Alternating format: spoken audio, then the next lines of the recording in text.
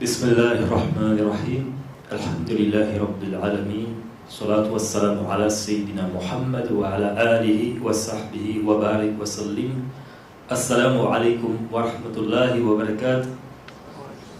Selamat malam, peace be upon you and the blessings of God be upon you all.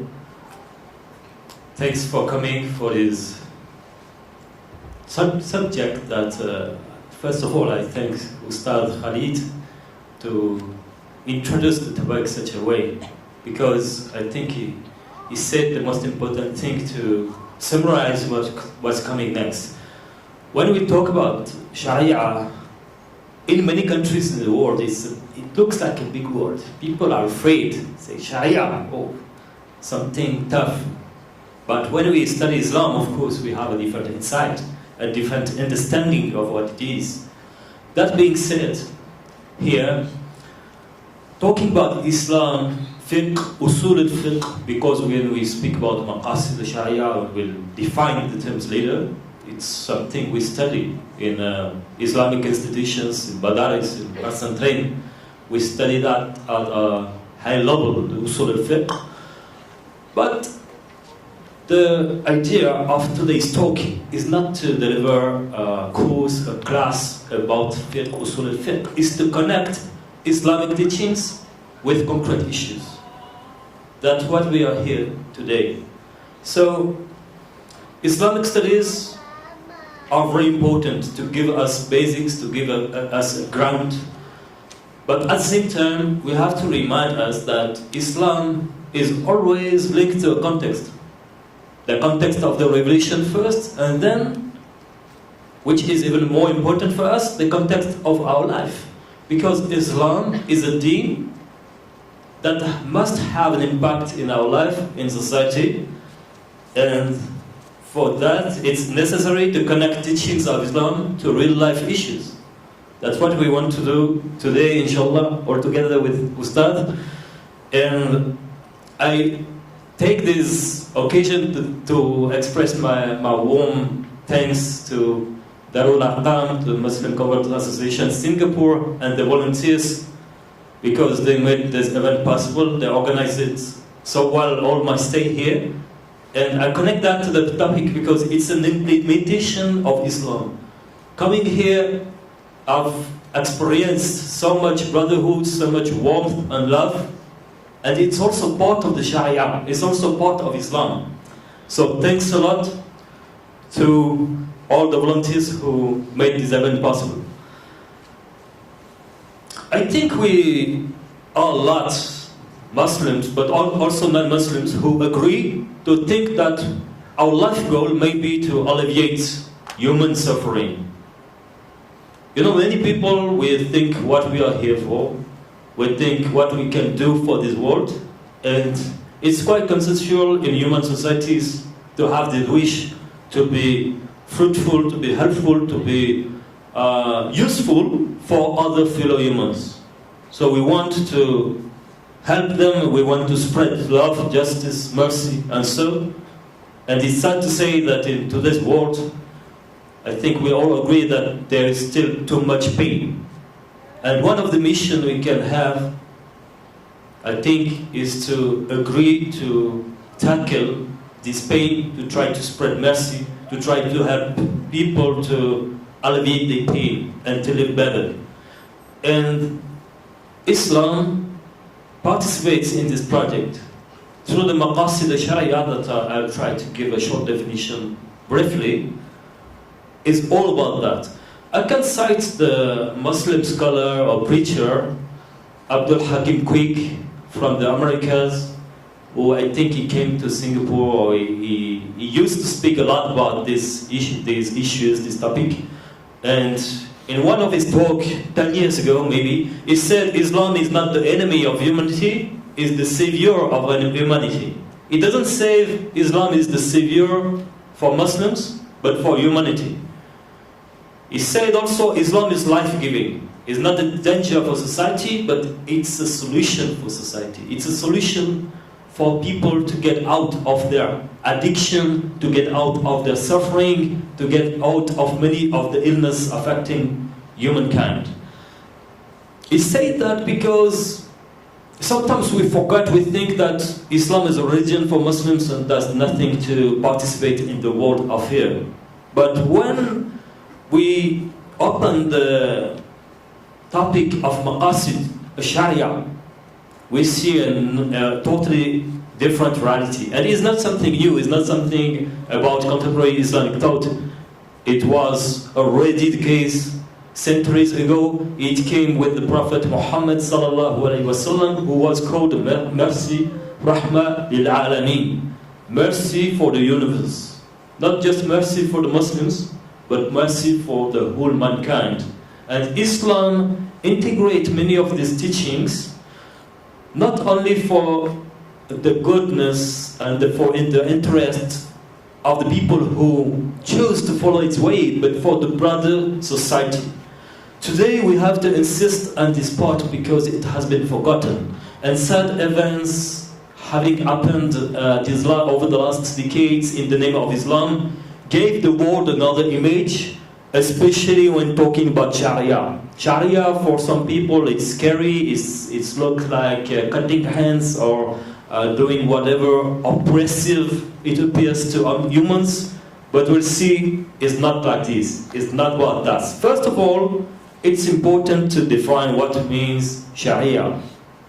Sharia, in Arabic, etymologically, is the way to the path to the water source. And everybody needs water, especially in the deserts. If we don't have water, we die.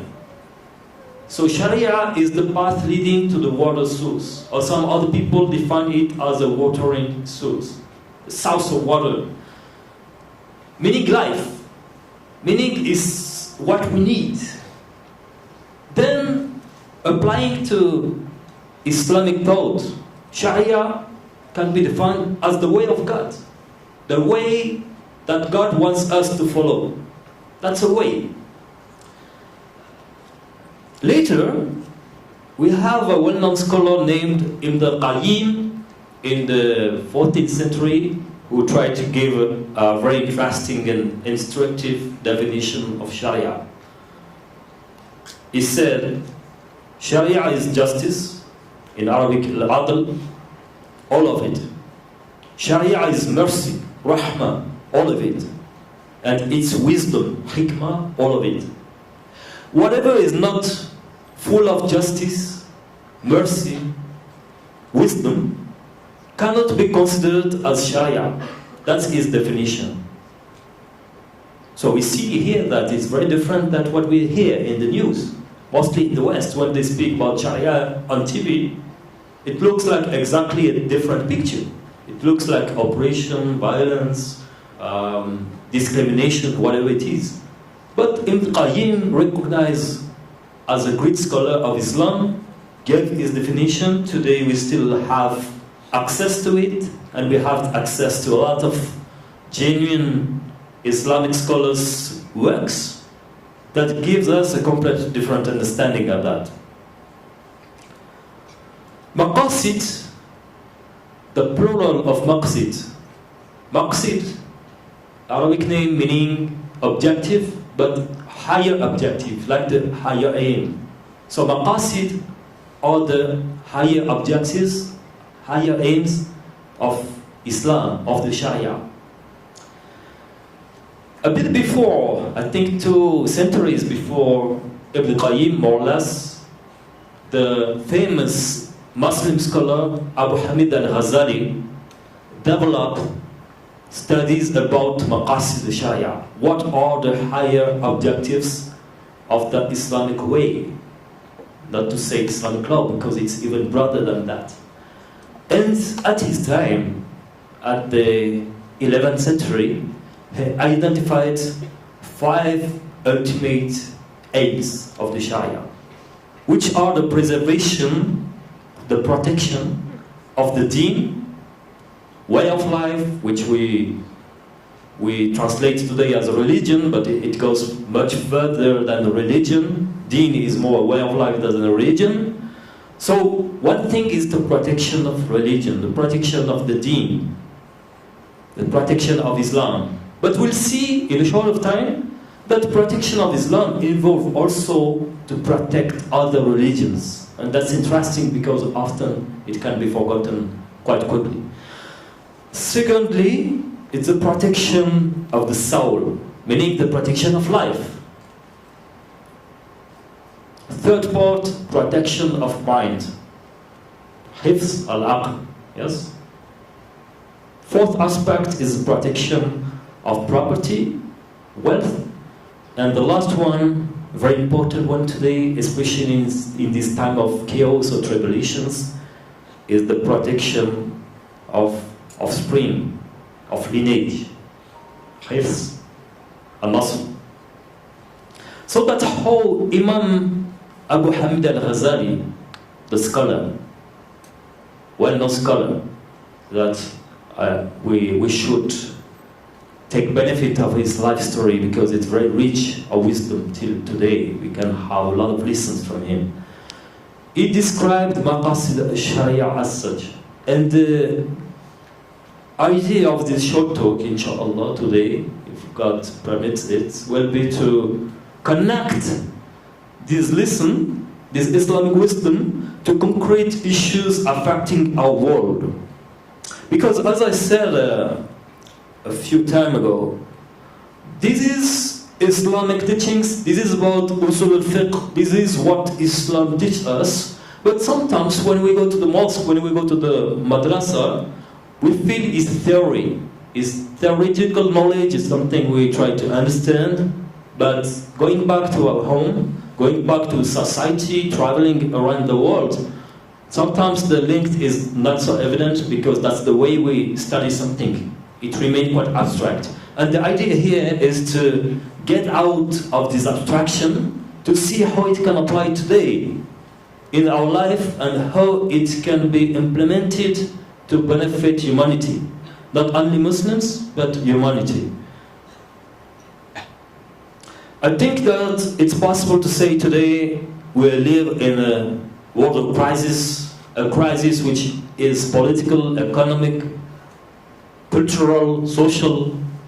I think a lot of people would agree on this, sadly speaking. It's a crisis even of civilization, according to them. And it's a crisis in which we can feel a lot of chaos. Chaos in our life, chaos in the world, which means also a lot of suffering. Just to mention the nature, the environment, we have the problem of pollution, climate change, depletion, but also the spread of new disease, which is connected with that. So when we witness that, we can understand it as an outcome of human behavior. And coming back to the study of Islam, we can remember that actually one of the main goals of Sharia of Islam was to protect human life.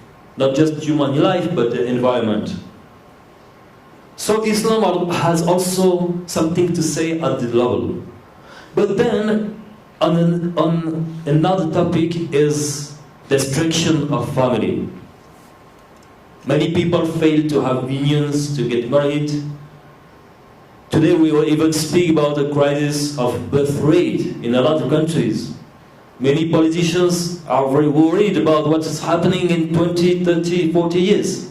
Because some country will just collapse maybe because lack of birth rate being too low, the new generations are not perpetuated. We all aware about the crisis of the capitalist system because of regular economic crisis, recession, and the risk of a collapse of the financial system. That's a thing we don't want to hear about, but at that level too, it's important for us as citizens of a country, as believers of a faith, to try to identify solution. So the purpose here is to reconnect ourselves with Islamic principles if we are Muslim, but also if we are Muslim to show others how these Islamic principles can benefit the world and help to solve the problems. We can also quote story of another Islamic scholar of the 19th century. This scholar was from Algeria. His name is Emir Abdel Qadir. He tried to fight against French colonization because France did a very violent colonization in Algeria beginning in 1830. Emir Abdel Qadir was a Muslim scholar, but he was also a leader, a political leader, so he tried to resist. But they couldn't resist, and he had to flee to Syria. In Syria, years later, he saved thousands of Christians that another group, Druze, wanted to kill because they were Christians. So the Muslim scholar, who was a military leader, saved them. In France, one of the big men of the Catholic institution, somehow priest, was so surprised. He said, how come French Christians invade your country, wanted to kill you, and then you were in Syria and you saved thousands of Christians of a certain death? Why did you do so? How come? He replied in a letter. We still have the letter today. It's a well-known text. He said, let me explain what Islam is about. He said, first of all, there is one religion from Adam, the Prophet ﷺ, that is sent by the Almighty to all prophets, and our last prophet Muhammad ﷺ didn't come with nothing new, but he continued his message. And this message is all about two ideas, all about two principles that goes together, that cannot be disconnected. The first principle is the exaltation of the Almighty, exaltation of Allah, worshipping God. That's one thing. The second principle is showing, spreading rahmah, mercy to the universe, to the mankind. That's why we have to get this feeling of compassion, of love for the fellow humans, and that's why I save these Christians. That's what is respect. And that's a Maliki Muslim scholar, well known, who did that. Here we can feel in implemented teachings of Maqasid Sharia, protection of life. When we go back to the Abu Hamid al-Ghazali, 5 dimensions of Maqasid Sharia, we can discuss the first one, maybe the preservation of the deen. Hifzu deen. What's deen? Deen in Arabic is often translated as religion, but actually some scholars propose other translations today in English. Sheikh Jasser Auda, for instance, he proposed to call the deen a way of life doubled with a worldview. So the deen is a worldview which includes a specific way of life. So he says Islam is that, a worldview, a way of life. So the first maqsid, the first objective or aim of Islam, of the Sharia, is to protect the deen. What does it mean? It means we want to preserve and transmit Islam over history. We want that Islam continues to exist. Because as Muslims, we believe that Islam is the way to follow, to succeed in his life, and in the hereafter. And the hereafter for believers is even highly more important than his life. Not to forgotten this life part, but the hereafter is something greater, longer, eternal, so we have to take that carefully.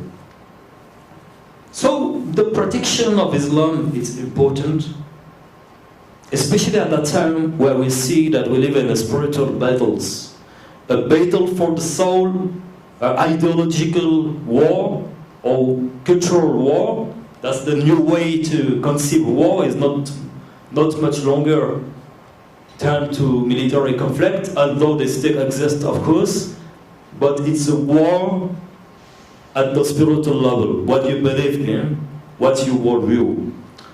And we've known over the last years that in many societies, mostly in the West, there was this attempt to demonize Islam, to change Islam somehow.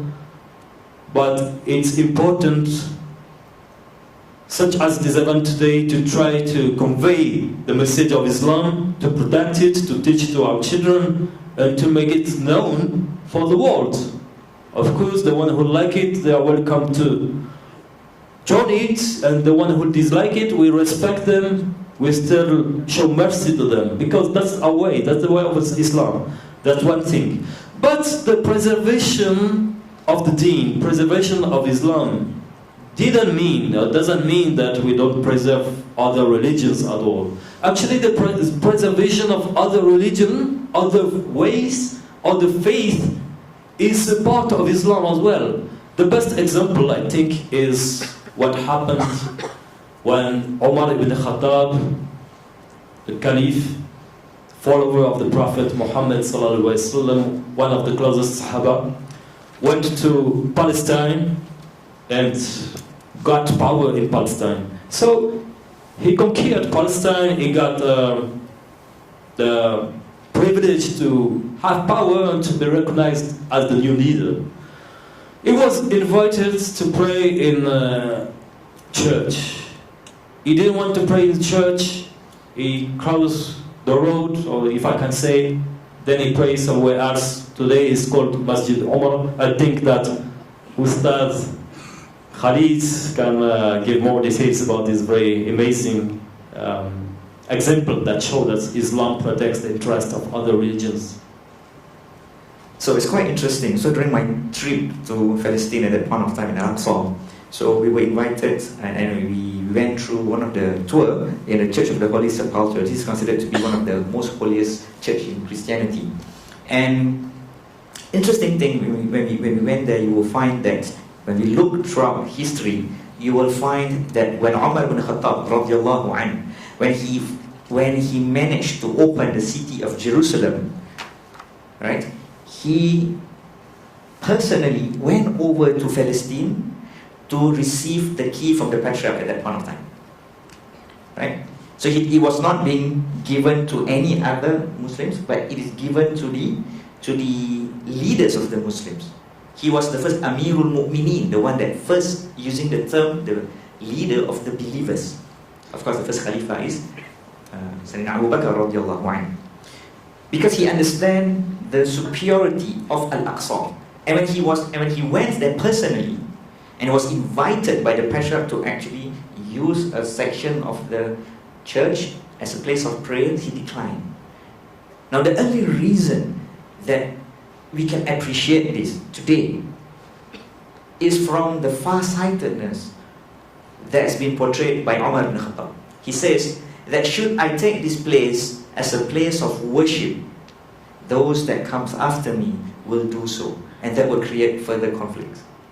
So having the far-sightedness of that, he declined and he prayed at a different place. So there's two places that is being mentioned at where he used to pray, but quite interestingly, one is nearby there. It is known as today Masjid Umar. And Masjid Umar share the same wall as the Church of the Holy Sepulchre. So it's very interesting. So during the visit there, I was taken aback to the extent that religion can coexist, and that itself is part of the Sharia law. See? And it's very interesting. Yeah, thank you so much, Ustad. MashaAllah. I had the chance to travel to Palestine 10 years ago or something like that, and to go to the same place. I was very amazed by that symbol of union, of respect. And the local people, Palestine Arabs, some of them are Muslims, some of them are Christians, and they live peacefully together for a long time. Now, of course, the political situation is very tense, but for many centuries until today, Christians and Muslims of that country, of those regions, have lived in harmony. It's not the only case. Going, for instance, to Senegal, West Africa, a major Muslim country, maybe 85, 90% of the people are Muslim. You have a small Christian minority, which is like 10%, But it depends the region. Sometimes you have village with 50% of each. And I had the chance to travel quite a lot of times in this country, and you always see mutual respect and peace between both religions. Meaning that, for instance, in time of Ramadan, sometimes the Christian cook for the Muslim for iftar. For Eid, Muslims invite Christians to eat at their home. That's so lovely, and that's examples that should be mentioned, not only the bad side, but also this mutual respect, and the fact that Islam, in its core values, it really wants to protect other religions. It's important to recall at the time, because sometimes in the news we had the feeling that it's something else. That being said, Islam is confident with its own way of life, with its own value system, with its principles. It wants to promote it because it thinks it's a good thing and perfect model for humanity.